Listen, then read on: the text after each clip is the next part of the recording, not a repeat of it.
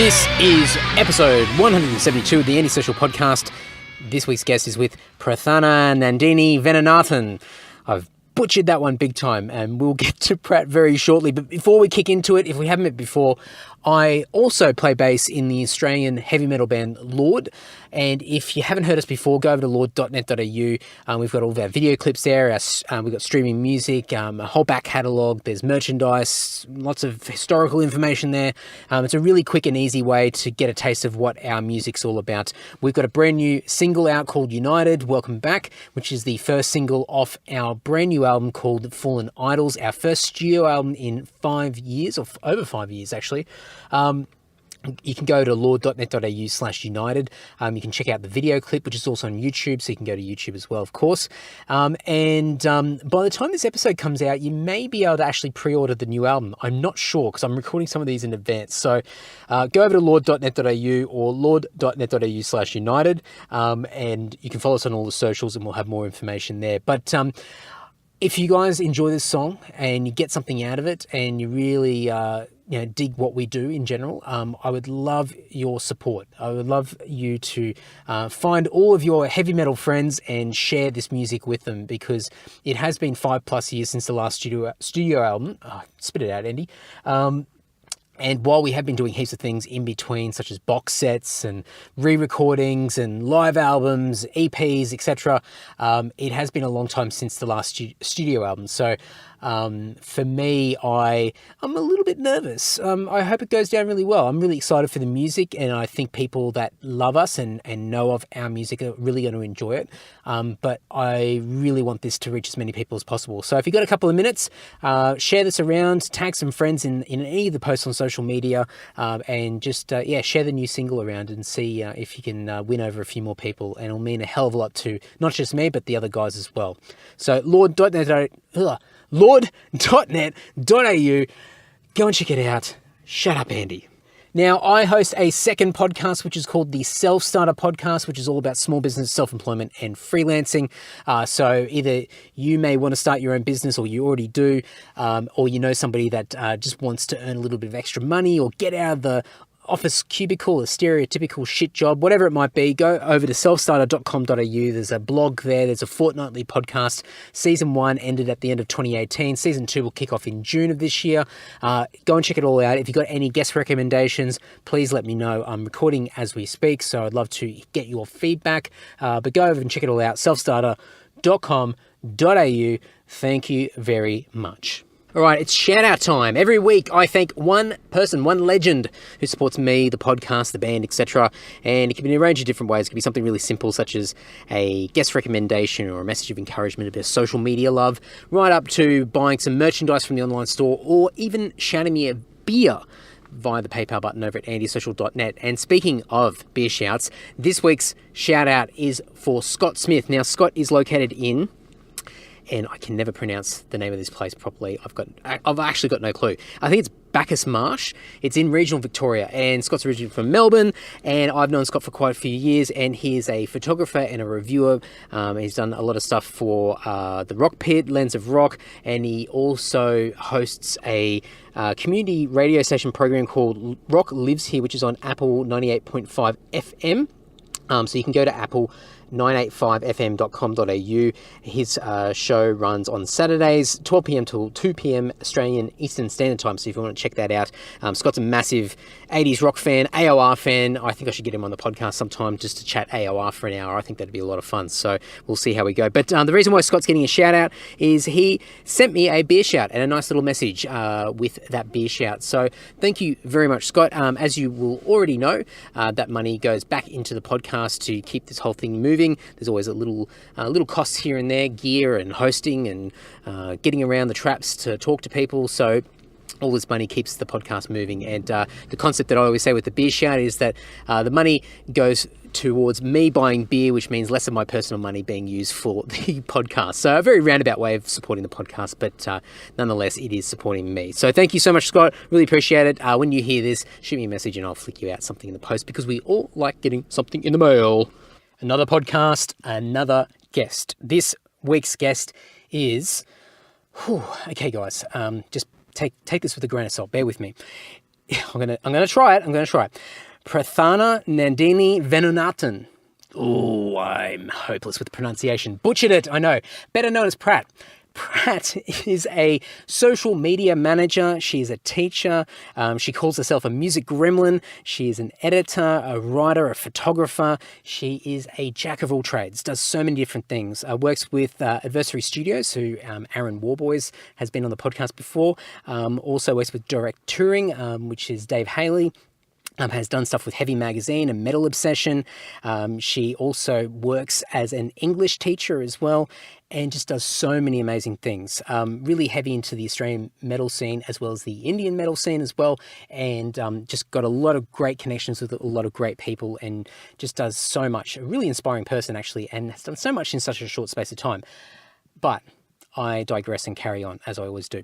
So in this chat, we cover a whole range of different things. I ask a bunch of dumb questions, as I usually do, but so cool to meet Pratt and just go through a little bit of her life to date, and just, I guess, bounce off her some of her experiences and ideas that we both share, and perspectives and things that we've learnt over the years, and just a lot of cool things that she's a part of. And so, as always, I'll have everything in the show notes over at andysocial.net. I'll have all of Pratt's social media handles and all the stuff that she is a part of.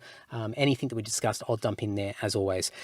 Enough of me. Please enjoy this great chat with, I'm going to shortcut it, Pratt. First things first, and maybe the elephant in the room, and I've asked around, I'm like, what should I call you? All right. And I'm going to make an attempt first. All right, perfect. And so then you can laugh at me. So Aaron said Pratt. Yeah. Just to keep it really short and sweet. Mm-hmm. But if I just attempt to pronounce your name based off what you've got on Facebook, which is your real name. Yep. I'm gonna butcher this, and people that have listened to this podcast for a while know that my pronunciation is horrible. So, Prarthana Nandini Venunathan. That is pretty spot on, actually. That's really good. That's a good attempt. Okay, now you do it. All right, so it will obviously be slightly different, but it's Prarthana. Okay. Nandini Oh, Venunathan. okay. Yeah, you got my little Indian, No, kind of close. But you were close, yeah. I didn't do the Ocker pronunciation of just Prarthana Nandini. Yeah. It's way better than Prarthana, so. Oh, okay, you get that. You've done well. Okay. You've done well, yeah. So, I have been following you online for quite a bit, and it was a bit weird when I hit you up, because I'm like, I see you're so active on social media, and we'll get to that shortly, but I kind of knew you a little bit to a degree. Yeah. And so it was weird. It's like, hey, I know we've been connected for a while, but you want to do this podcast. Yeah. But at the same time, there's a lot that I don't know, which is hence why we're having this conversation. But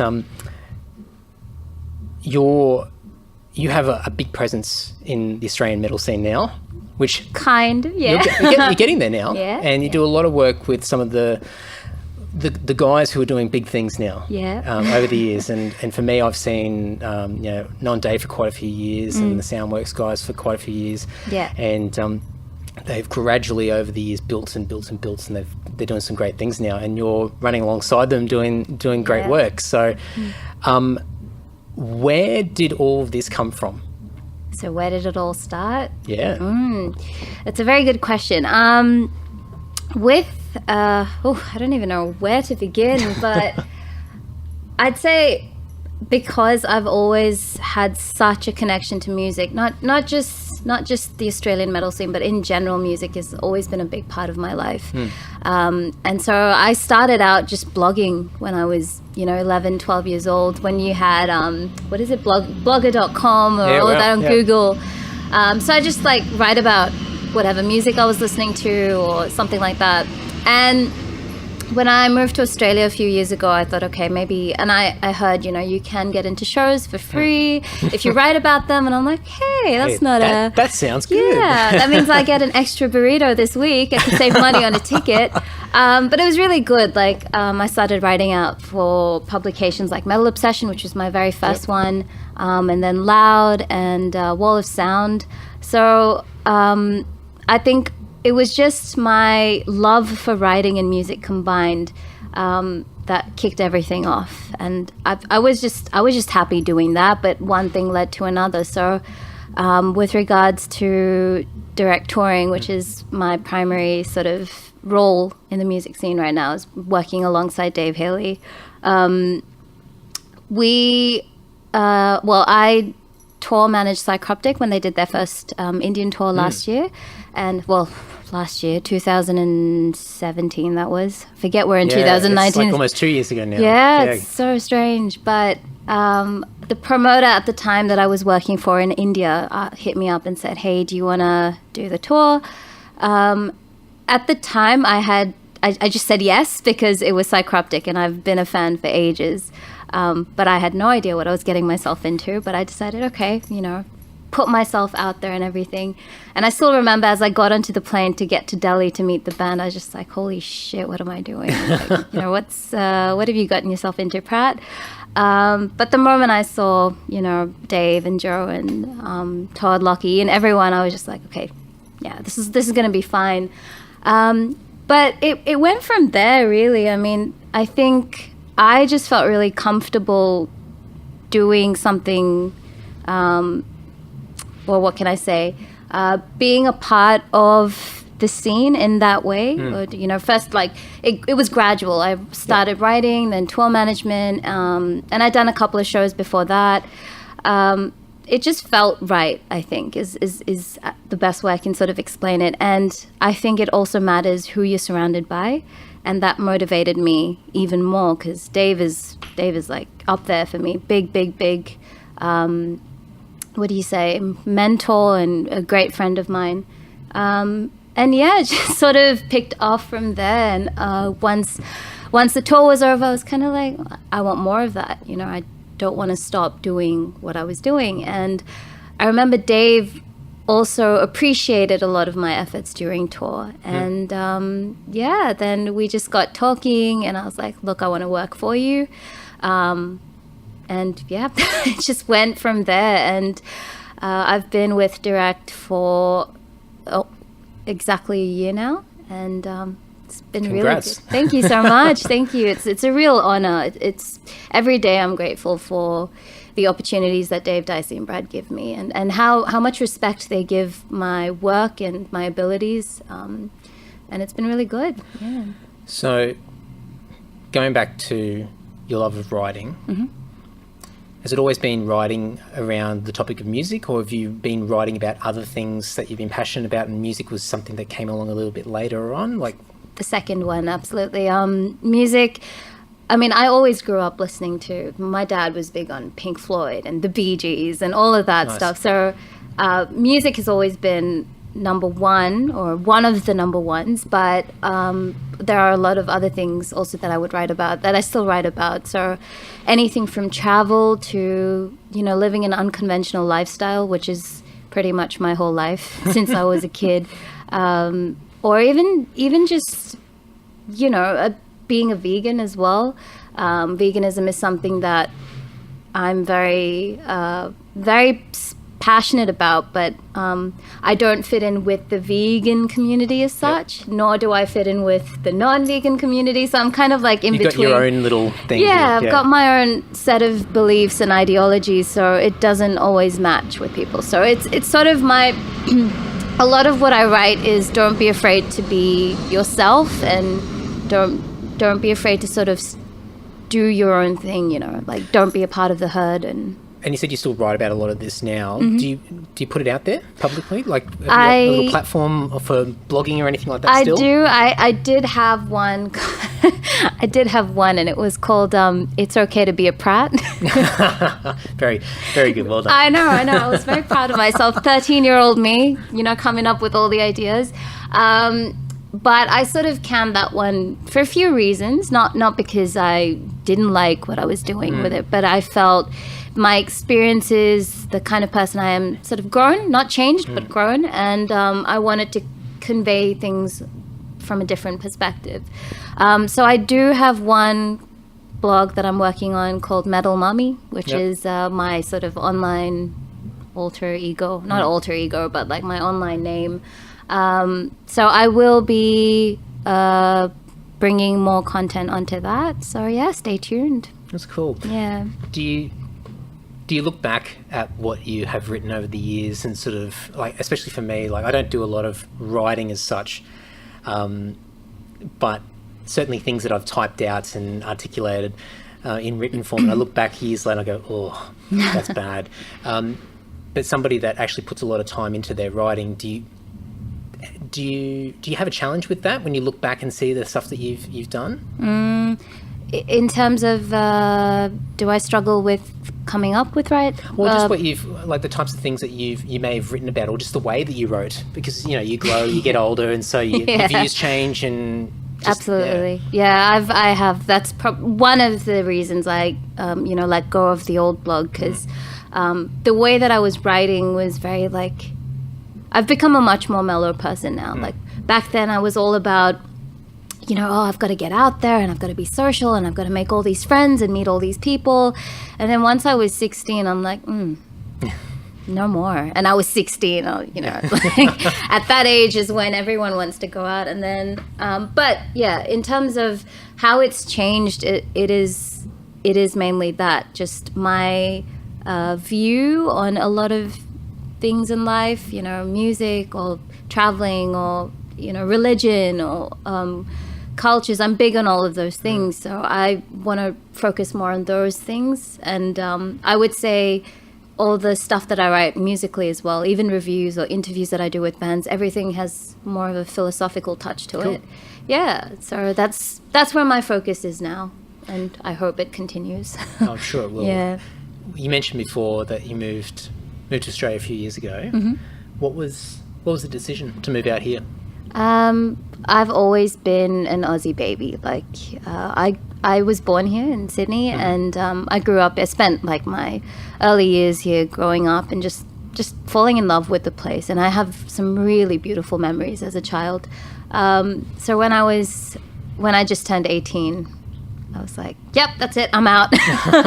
I'm leaving." And I dropped out of school when I was 13 or 14, and when I say dropped out, it wasn't like a rebellious kind of exit. It was more, I felt like I wasn't gaining what I wanted to, or learning what I wanted to learn from school. So my parents have been extremely supportive in all of my insanely ridiculous decisions in life. So this was one of them. And I said, I want to go back to Australia. And at the time as well, I was finishing off my degree, one of the degrees that I was doing, and I said I want to go do it in Australia. And I did have a job opportunity that would pay, the bills and put food on the table. So I was like, okay, I'm just going to do that. And yeah, that's why I moved. And plus, one of the other reasons was the music, because in India, it is difficult to be a part of the music scene unless you are a musician. It's hard to sort of it's not even about being known for me. It's just about doing something that adds value. Contributing. Yeah, contributing. And I couldn't find any sort of avenue to do that in India. And I'm like, okay, Australia's got some really good things happening. And, a lot of my favorite bands are from Australia. So I'd like to, go and see what I can do there. And that's where it kicked off with my writing. So when Snow Croptic went over a couple of years ago now. You must have had, as you said, you got approached to do the tour managing for that tour. Yeah. So you must have built a bit of a network with the Indian metal scene as well. So there's probably people that we both know based in India. Yeah. There is actually. So at the time, I was working for a company called Oka Networks. They did some really good shows, and the promoter, she was very hardworking and very dedicated to making India or putting India on the map for metal. And I think she did an amazing job, but some bad decisions along the way didn't really take her down the right path. But everything happens for a reason. But I was working with them for a while, and one of the first gigs that I worked on was funnily enough Behemoth, which is one of my all-time favorite bands. So I worked on Behemoth's first Indian show, and that just changed everything. And even though I was only doing stuff like PR or just sort of, tying up any loose ends before the tour, or just assisting her in any way I could, during the tour, the moment I saw the band, I was like, all right, this is it. I'm however old I am, and I'm working with, this is my first ever show. That sort of, what can I say, motivated me to really work towards it. And it showed me that if I really put my mind to it, I could go places. And again, it's not, for me, it's not the glamour or the fame or, oh, look, I'm working with this band, or look, this band, put me up on their Instagram. It's more personal satisfaction. And I think she acknowledged the work that I did and my rapport with the band and appreciated that. And the other reason I would say is, or at least I would like to think, is the sort of friendship that I built with Lachlan and Dave over the years. Even though I couldn't really meet them, I did bump into them a few times here and there. Like, I still remember the first time I met Dave was, I think, after an Amento show or something. Yeah, and I'm just like, I'm a big fan. And he's like, yeah. Yeah, cool. He's so awesome. Chilled. Yeah, always. As he told me recently, and Mom, sorry I'm swearing, but one of the best pieces of advice was, if you panic, you're fucked. Yeah. So I have taken that very seriously. But yeah, so I feel like the friendship that I've built with Dave over the years really made him acknowledge what I was capable of as well. And which is why she gave me the opportunity, because I knew them and she knew that I was a fan of the band, and it all just sort of worked together. It's sort of like a right place, right time sort of thing in a way, because at least from my perspective as a musician, especially if you're going to a different country, and especially a country that might not be well known for music, as far as metal is concerned.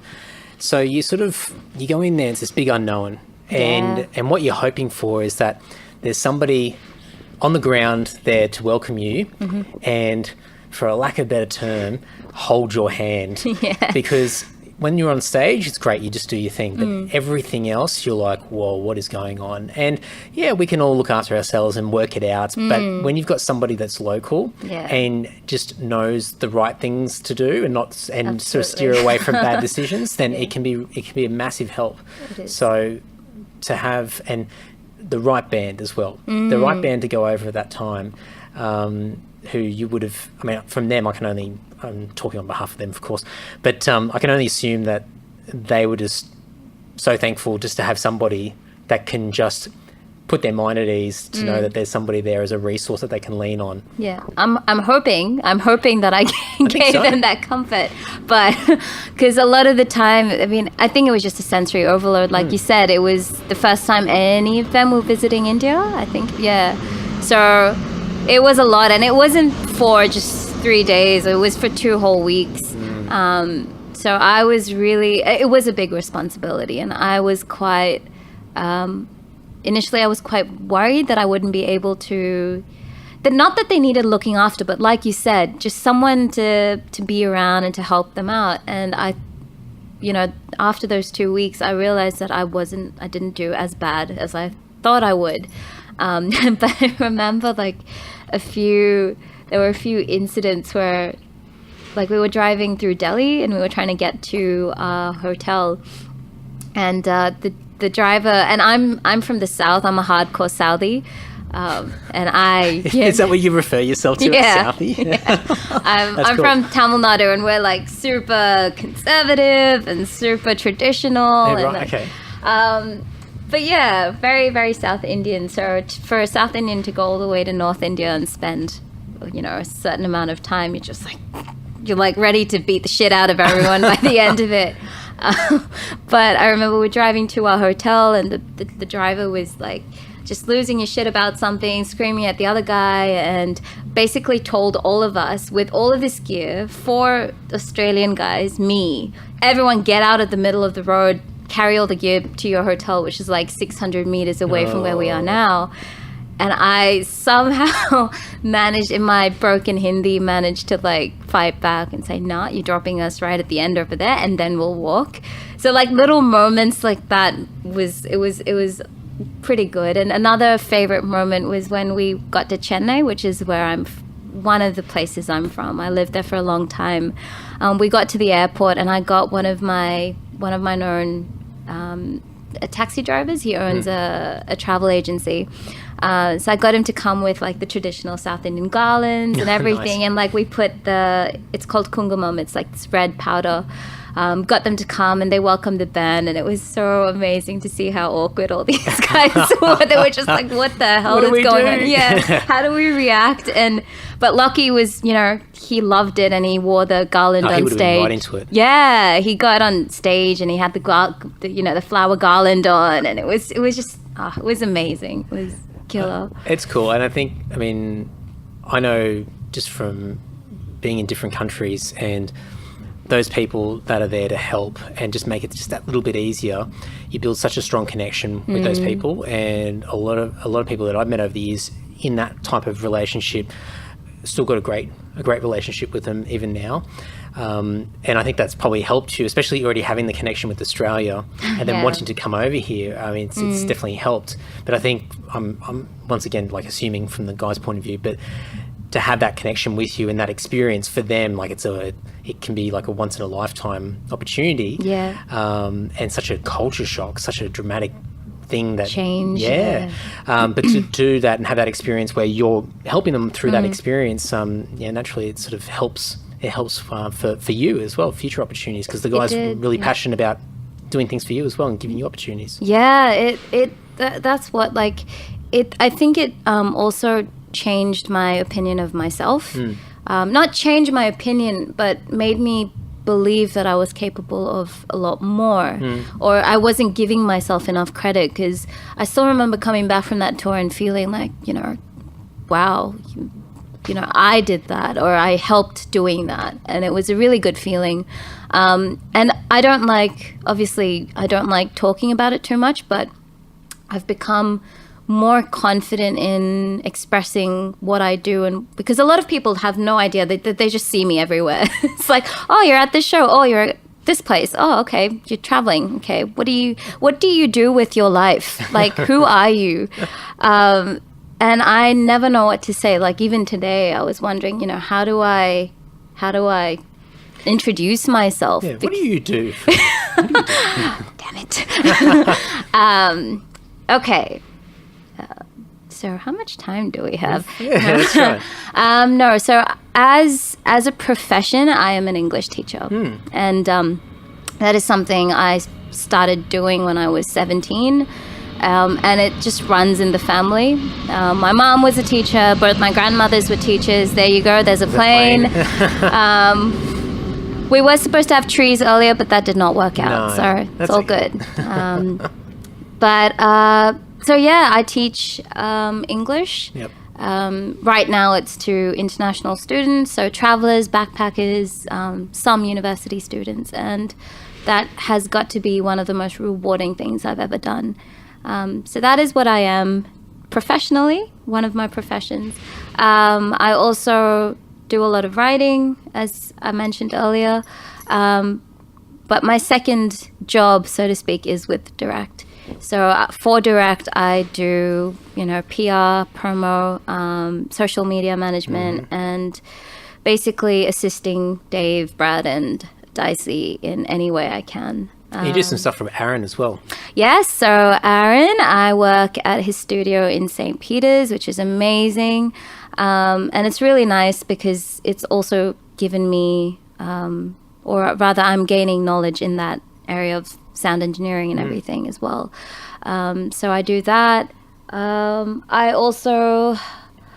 do a few bits and pieces here and there, but these are the main things that I do. I also work for an app which is called Life. I do content monitoring for them. So it's a really good app. It's like a social media platform for people that are going through any sort of difficulties. It could be anything from self-esteem issues to anxiety to, any abuse that they've faced, or it gets really intense. Is it an Australian-based app? Yeah, it's based in Melbourne. Oh, yeah. wow. Okay, I've never heard of it. So it's a really good way, because a lot of people don't like going to therapists, and I know I'm one of them. Like, anytime I have an issue, either I call my mum up or I just sit and try and work it out. Yeah, work it out myself.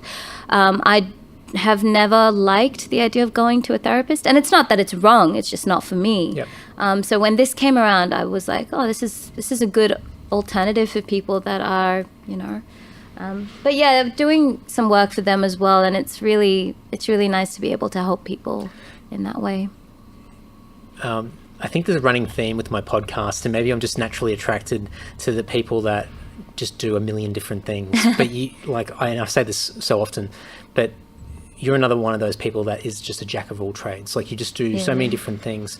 Do you think that you need to have lots and lots of different things on the go at the same time just to keep you stimulated? Like, so a lot of people, they've got one thing. Yeah. And and their whole life is that, and they dedicate themselves. But I'm one of the people, and that's probably why I connect really well with others. Yeah. Where I've got to have 5 or 6 different things. And sometimes it can be a really hard thing to do, because not everything gets its dedicated or its deserved time and focus. But I need that. I need that stimulation of being able to move and try different things. But is that something similar for you as well? It is. That is very much who I am, and have always been. Because I remember when I was younger, my mom would always say, pick one thing and stick with it, commit. And I did try. It's not like I didn't try to just do one thing or go down one path. For example, I worked with the British Council for almost 4 years, which is a long time for me to stay in one place. But I do feel that I have always enjoyed doing a number of different things, like on the side as well. Again, something that I don't really talk about something that I don't talk about too often is my artwork. But I do a lot of concept art, and it's just that I love so many things, or not so many things. There's a few things I love, but so passionately that I want it to always be there. It has been hard because, you have to manage time, you have to manage finances, you have to organize things all the time, and I'm not the best person at organization. Andy knows about that. After today's we've had 3 locations. Yeah, location changes. It's like taking a movie. But I think it's important for me to be able to do everything that I've always wanted to do. So in terms of music, I'm getting there now. That's cool. The goals that I've set for myself, I'm getting there in terms of art, in terms of my career. Another big thing that is so important to me is travel. No matter where it is, I just have to see different places every year, and I always do things that ensure that I'm able to, take up everything that I want to do. That's cool. Yeah. So I guess, for this year, what's the travel plans? Just thinking about travel. Ooh, I don't know whether I want to... Well, let's just say it's a place where no one would usually... It wouldn't be on everyone's first, go-to list.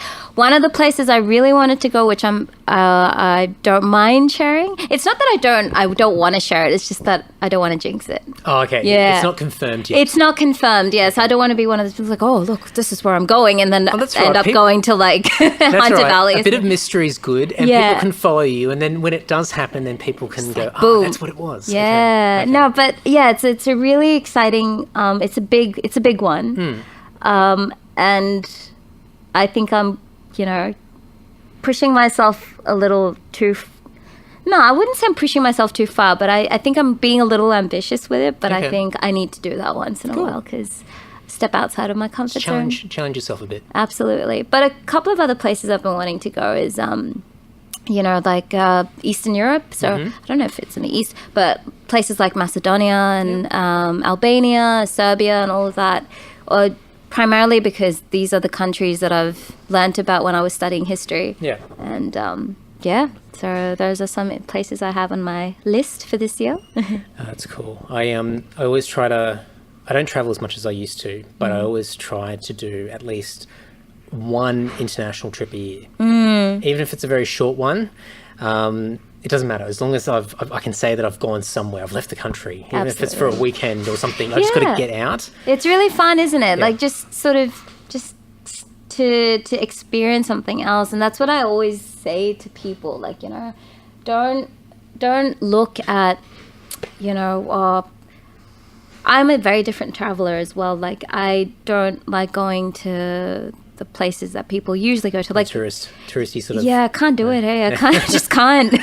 I'm the person that goes sits in cemeteries, or, you know, looks at one of my go-to websites, which I do want to share, is Atlas Obscura, which is it's a really good website. So all you need to do is punch in the name of a place that you're going to, and it'll have all these really weird, like, obscura, all these really weird. Also, they're performing in May. Please come. Just thought I'd shove that in there.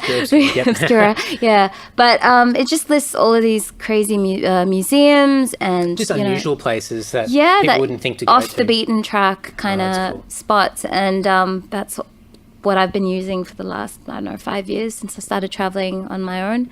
But I think it's really important. So it's good, you know, that you try and get out once a year, because there's so much to see in the world and just not enough time. That's right. So. And it's good to open the mind and have different experiences and learn about the world. I think you have a bit more compassion for other people when you get to see that there's more than one way to live. And so I know a lot of people that have never left their own town, let alone the state or the country or anything like that. And you can tell their outlook on the world's very different to somebody that has done a lot of traveling and interacted with lots of different people.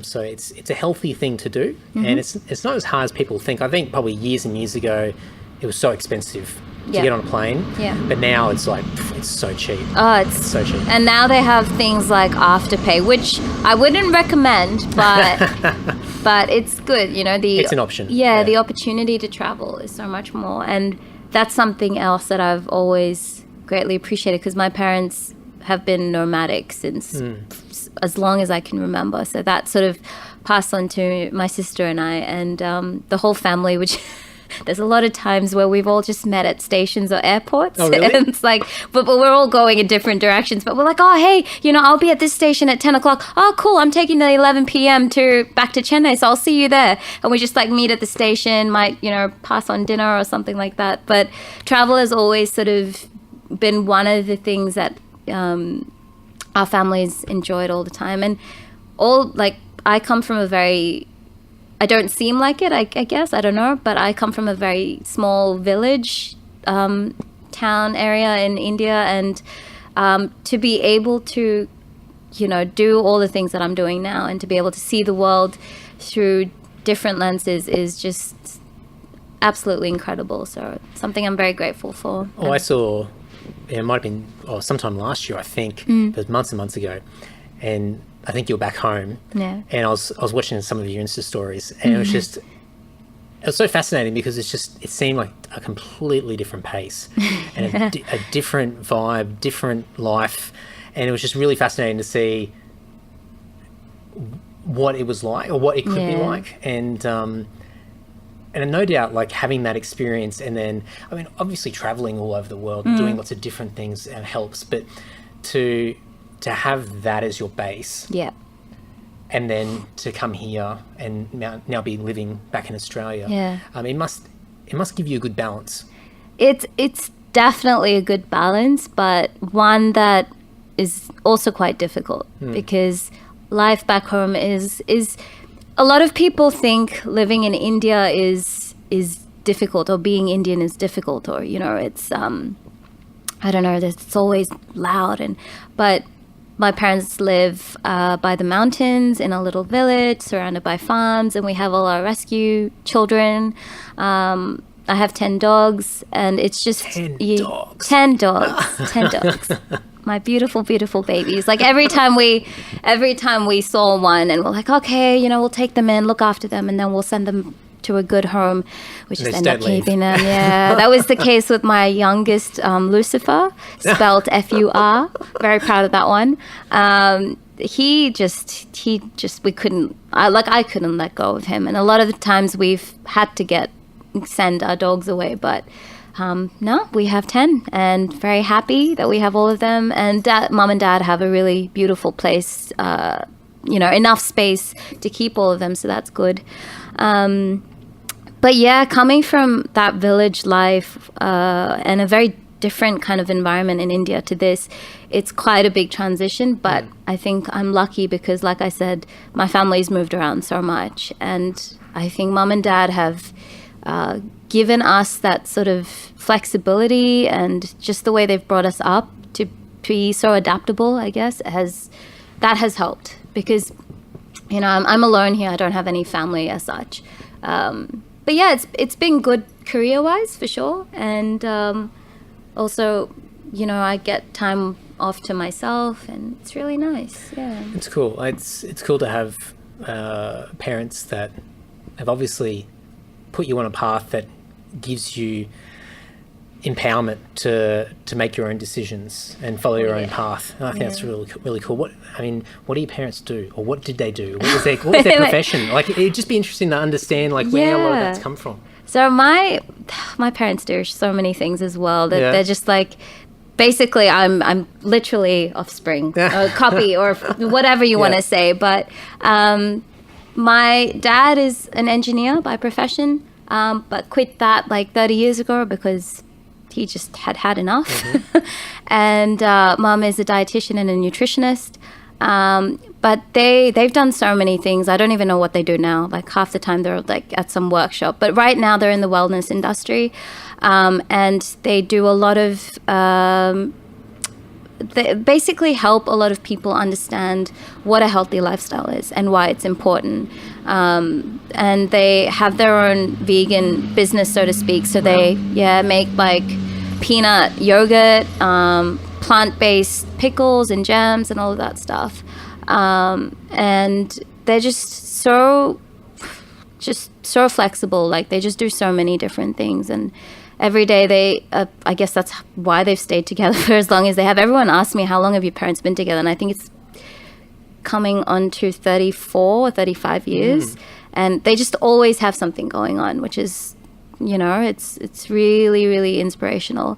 They also do Amway. I don't know if anyone's heard about Amway yet. So they started off with that. And I think that is one of the main reasons they were able to spend a lot of time with my sister and I when we were growing up, because it gave them that sort of flexibility to move around. And and now they're just living a very happy, early retired life by the mountains in Coimbatore. Sounds pretty good. Yeah, it's great.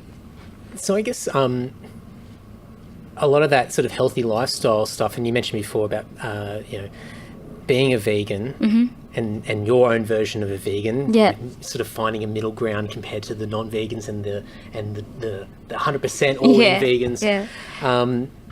A lot of that's come from your parents as far as body and mind, I would assume. As far as taking care of you. And when we were originally going to meet at the cemetery today, which when you suggested that, I thought, oh yeah, let's do that. That's cool. But you mentioned you go there to meditate. So, and I've seen you talk about yoga and things like that as well. What's the right way of asking this? What sort of influence has that come from your parents as far as taking care of you as a whole, holistically, everything? Has that come from your parents, or has that come from other influences over 100% my parents. They've never, with my sister and I, and the reason I bring up my sister as well is because we're such a tight-knit family, and they've always taught us to do things that make us feel good, not just physically, but mentally as well, and spiritually. And I would say I'm more spiritual than religious, but I'm sort of inching towards religious. And when I say that, people are like, oh, so you're a hardcore Hindu. And I'm like, this is why I don't talk about it, because people just jump to conclusions. But when I say religious, it's just having that belief that there is something greater than us. And it can be a God, it can be an energy, it can be, I don't know, anything that you feel connected to. But so coming back to my parents, when we were younger, they would expose us to all of these things. And they wouldn't say, you have to believe in this, or you have to sit and read the Bhagavad Gita, but they would show us what they did when they were younger, or what my mom, for example, would do lots of different rituals at home. And that just sort of, at the time when I was a kid, I didn't really take it seriously, as you wouldn't when you're a child. But as I grew older, I realized how important it was and how I wanted that to be a part of my life. And my sister is very, very, very traditional, very religious person, and I've learned a lot from her as well in that respect. So coming to now, with yoga as well, I'm a yoga teacher. So I try and inculcate. Another thing you do. Wow. There's a few things. But I try and inculcate religion, spirituality, yoga, a good diet. And it's not to lose weight or, to have good skin or anything like that, but it's to make sure that I'm happy all the time. Yeah. Or not even happy, like I can be sad, but just that being okay with whatever state you're in. Absolutely, just being, and I feel like I'm a big observer. Like I watch people a lot, not in a creepy way, but I just observe a lot. And the more I observe, the more I'm like, okay, this is how I want to be, this is how I don't want to be. And it's a good way to learn. And the cemetery, for example, that's where I do a lot of my writing, thinking, and art and reading. It's just quiet, and I am not... it sounds very weird when I say this, but I'm not a normal person. Like, I do things very, very differently. And I think the cemetery is somewhere where I can just sit and air out my thoughts. And what can I say? It's just such a beautiful atmosphere as well. You're surrounded by people from the past, and I'm a big history nerd. So it's like, you look at a gravestone and you look at the dates and the names and, maybe the little eulogy or the message on the gravestone, and I just make up my own stories about it. And that's how I do a lot of my writing at the cemetery. And that's cool. Yeah, and there's lots of puppies there as well. So I kind of so there you go. There's a truth. Yeah, it just comes out. I sit in the middle of the cemetery, and I'm just like, all right, this is perfect. I have my kombucha or whatever I'm drinking, and just sit in the middle, and you have like all these dogs coming through. So yeah, watch out for your dogs. I love it. It's especially like being in Sydney, and it's not one of the biggest cities in the world, but it is a big city, and it's very noisy, and there's a lot going on. There's a lot of people, and to find just that little place of peace, smack bang, in pretty much the middle of Sydney, is pretty incredible. And I think for a lot of people, you get swept up in the day to day, and I think I'm assuming like what you're saying is a lot of the stuff around mindfulness and being able to just be totally present, totally aware of what's going on. And I think and I've spoken about this so much on the podcast, so sorry guys. But the whole mindfulness of having that awareness and being in the moment and being accepting of whatever you're feeling at the time, whether it's discomfort or being upset or being happy or whatever it is, it's just you're being. But it's really hard to do if you're in an environment that's full of noise and input and stuff happening and people coming and going. And apart from someone's bedroom where they can sit there and lock themselves in their room, which isn't always the healthiest of things. Not really, no. It's very hard, or people just don't think to try and find somewhere. Yeah. So for you to do it daily, is that right? You go almost daily? every day. Almost every day. Yeah. That's a really... And without all the context, it's very healthy that you go to the cemetery every day. Yeah, no, it's amazing. And it's, people around me, a lot of, this is the other thing, I don't like calling people friends because I hate labels, but a lot of close associates or allies, as I like to say, they think I'm crazy. Yep. And a lot of people are like, oh, why are you so depressing? Why do you sit in the cemetery? And I have actually taken a couple of people to the cemetery, and they're just like, this is wonderful. And I'm like, there you go. It's actually a very happy place because people are hopefully resting in peace. But it's just a beautiful, beautiful, powerful atmosphere. And if you're someone who who thinks a lot like I do, I spend 80% of my day thinking, and that's one of my goals for this year, is to talk less. And it's ironic that I'm saying this during an interview, but during a podcast. But that's why I sort of try and go every day now. And back home, it would be to the farm or to sit under a tree or like go to the room upstairs. And, you know, mum and dad have so many rooms in the house. I just find one which isn't occupied by a dog, and then try and sit and meditate there. But honestly, I think it's very, very important to look into yourself and think about what you really want and how you want to be, because I've had so many experiences in life where I'm just like, oh shit, I could have done better, or I could have been better, you know. So, you know, now that I'm oh my god, I'm 25, but you're so I'm ancient. Like I can hear my knees creaking even now. But I think everybody needs to sit down and take that time for themselves every day. And it's funny that you mentioned that earlier, you know, being involved in metal, you'd automatically assume that that's where I like to be all the time, but it's not, you know. I need to be away from it as much as I'm involved in it. And that's the other thing. I'm a person of extremes, so going to the cemeteries, and sorry if I'm going off on a tangent here, but like going to the cemetery is important because I am very, very introverted, and big crowds or a lot of noise, all of that overwhelms me.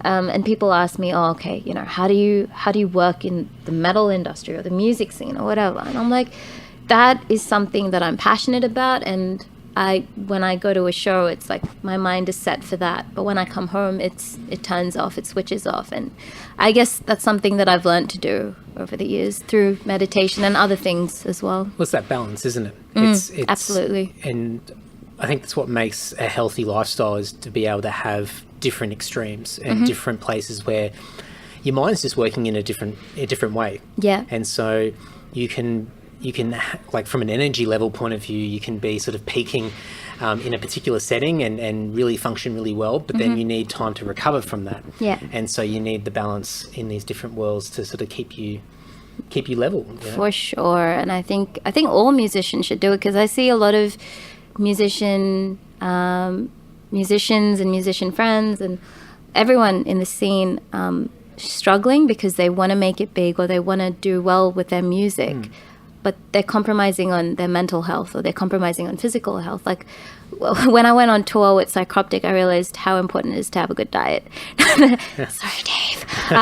No, not that, you know, we were eating shit all the time, but I didn't prepare myself well enough. I should have carried more because of how much importance I give to my health, you know? So little things like that, I feel like musicians should take into account, you know, if they really want to, because I've seen a really close friend of mine recently told me how he's just burnt out after, you know, 12 years in music, and he's just fed up of it.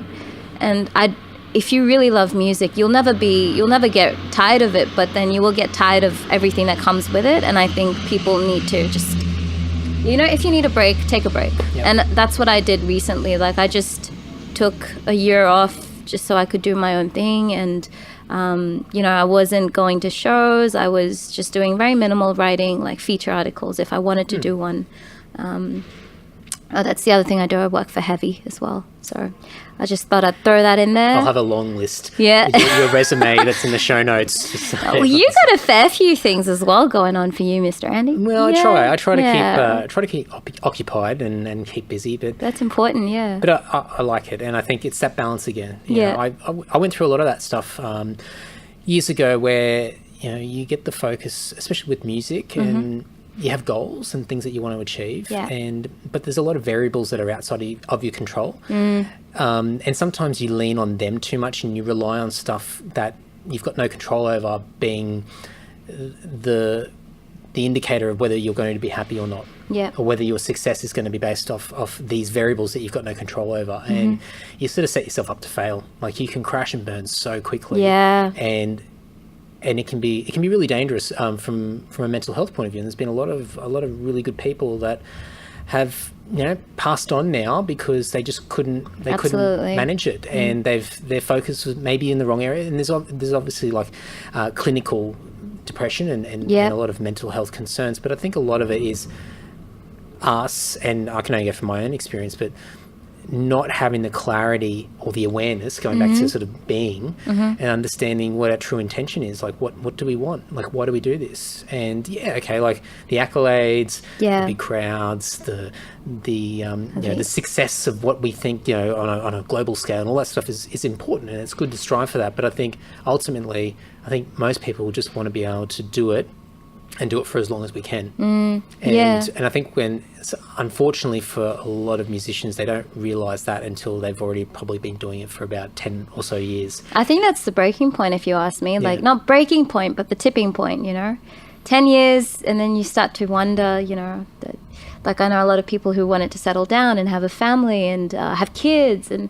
have that sort of out of the city lifestyle, but, they also want this, or it's I think if you start off, or it's never too late. I always say it's never too late. So if you start today and you start giving yourself more of that attention, it's possible to do both. But you can absolutely do both. And I think years ago, it may have been a little bit harder, or it was perceived to be a bit harder because you either had to do one thing or the other.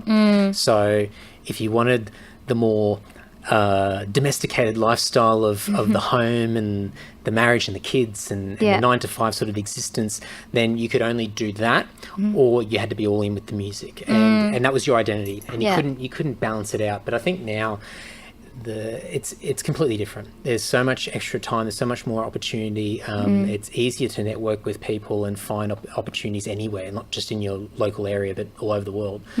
And I think the panic isn't there as much. I think with a lot of bands, bands realise that they don't have to find success within the first few years. No. It can be something that's like, I can see myself doing this for 20 years, 20, 30 years. I can see it until I can't actually pick up a guitar anymore. And I think for a lot of people, when they realise that, it's quite liberating. Yeah. Because then they can realise, and I know a lot of people that have got really good professional, and I use the word professional very loosely, but they've got professional careers that are very white-collared, office-style jobs. But they're still doing great things in music. Yeah. And vice versa, people that, are doing amazing things in music but still have different types of jobs on the side that keep them balanced. And it might be for financial reasons, but sometimes it's just to keep them grounded. That's it's really interesting that you say that, because another sort of, aspect that's defined my life is I come from a very traditional family, and going back to my grandparents, for them, having a successful lifestyle is, having exactly that, a good job, preferably as a doctor or an engineer. Not that that's wrong, but it's not for everybody again. And having a car and having a house and then getting married and having kids and all of that. And both my sister and I are not married yet, so we're pretty much old people to the old people. But I think, we chose our paths because it's more important to us to follow that what we want or what we enjoy doing. And what I'm trying to say is, even for musicians, a lot of them are in the music because they're good at what they do, but a lot of them don't necessarily enjoy it. And I think when that feeling creeps in, you need to acknowledge it and take a step back, look at it, because it is a big, and I see it a lot, it's not talked about. It's not something that's people are open about. But it's not something I would really talk about on social. These are things that should not come up on social media as well. It should be personal. When I say it shouldn't come up on social media, don't get me wrong. It's just that people are so different online than they are in person. And I think it's harder to have that type of conversation where a lot of those platforms are used to highlight the highlights, highlight the high points, and it's just hard to cut through when I think it's good to have those, to raise those type of topics on social media platforms, but it is harder, and sometimes in person has a far better impact.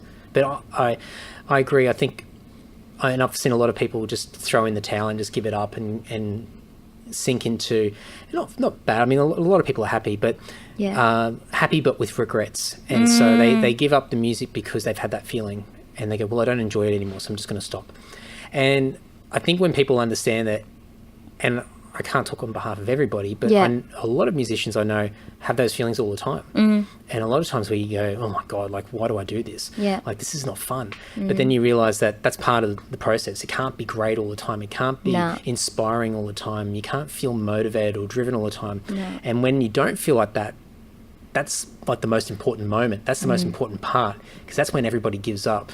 And if you can get through it, then you're ahead of the pack. And it's not that it's a competition, but it's a real growth opportunity when people see that.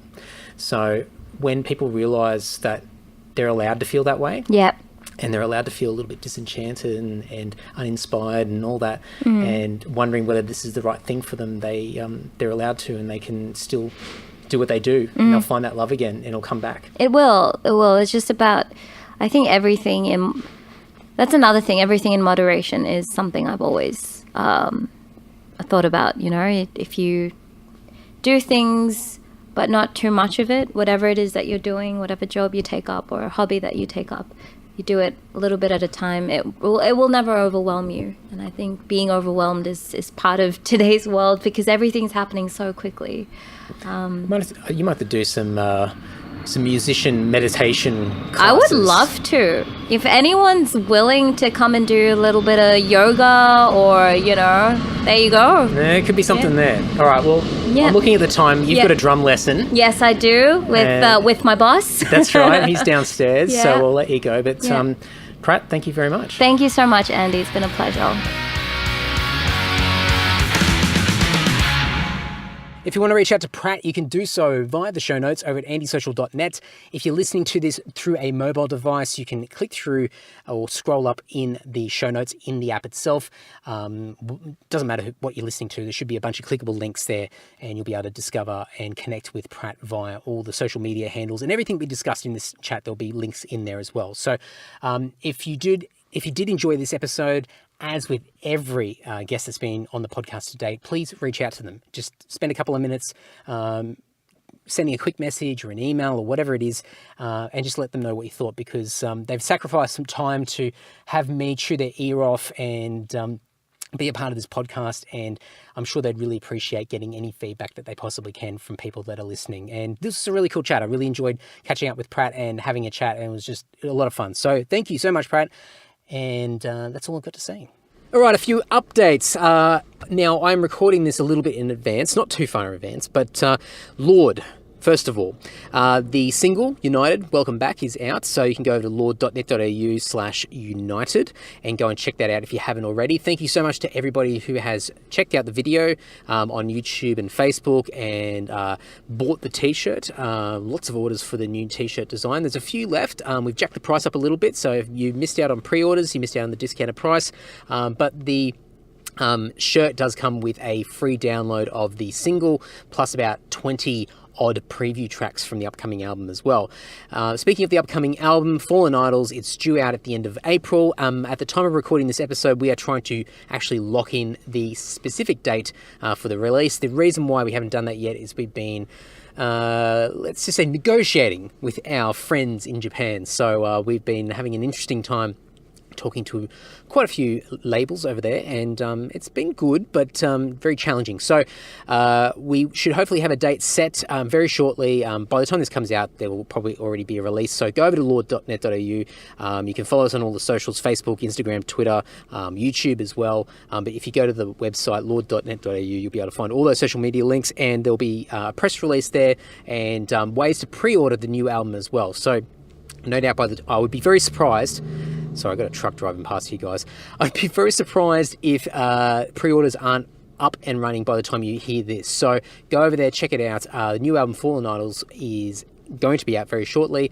Lots of cool pre-order packs, bonus tracks for the Australian edition. So if you're listening to this overseas, there are some bonus tracks on there, a couple of covers and a studio track that will not be available anywhere else, including the digital version. So make sure you get the physical CD version from our Bandcamp store. So, and even the Japan release will have different bonus tracks again. So Lots of things to keep in mind there. So anyway, lord.net.au, go and check all that out. The next update is Self-Starter. As you guys have been listening to me crap on for the last several months, we are in between Season 1 and Season 2. I am looking for people for Season 2. So if you've got any recommendations of guests who can be on Season 2 of the podcast, any small business owners, people that have an interesting side hustle, earn a little bit of pocket money on the side, freelancers, anyone out there that's taking the initiative and a bit of a self-starter attitude, let me know, and I'd love to consider them for Season 2 of the Self-Starter podcast. If you're curious about it, you can go back to Season 1, which is on all the usual podcast platforms. No doubt what you're listening through right now, you'll be able to find Self-Starter, or you can go to selfstarter.com.au. Now, before we wrap it up, very quickly, I just got back from the US of A. Jess and I spent about 10 days in New York City, and that was a lot of fun. And I managed to record 4 episodes of the podcast. It wasn't looking too good before I was about to jet off. I had not a lot of success getting people pinned down for the podcast, but it all came through, and I got 4 episodes recorded and some really cool stuff. So they won't be out until more than likely, I think, episode 100 and... Oh, hang on, let me flick through my little notepad here. I don't think the first episode from that series will be out until episode 177, so we've still got quite a few weeks, so stay tuned. But lots of good stuff coming. So as you know, and as you would no doubt notice, I've recorded quite a few episodes in advance, so there's lots of good stuff coming. Really cool guests coming up, so I'm really excited to share all these great conversations with you all. But until then, thank you so much. Keep spreading the word. I'm really appreciating all the social media love. Just last weekend, I went to Download in Sydney, and I had heaps of people coming up to me, just give me some really great feedback about the podcast and a lot of positive encouragement, and just means a lot. It's just so cool. So please, if you know anybody out there that digs podcasts and might enjoy some of the guests that have been on, please pass it around. I'm really enjoying where this is going, and it's just so cool to see it getting recognized to the extent that it is now. And it's been a long journey so far, 3.5 years, and we are only just getting started. So really appreciating all the support you guys are giving me each and every week. So thank you guys. Until next week, ta-ta.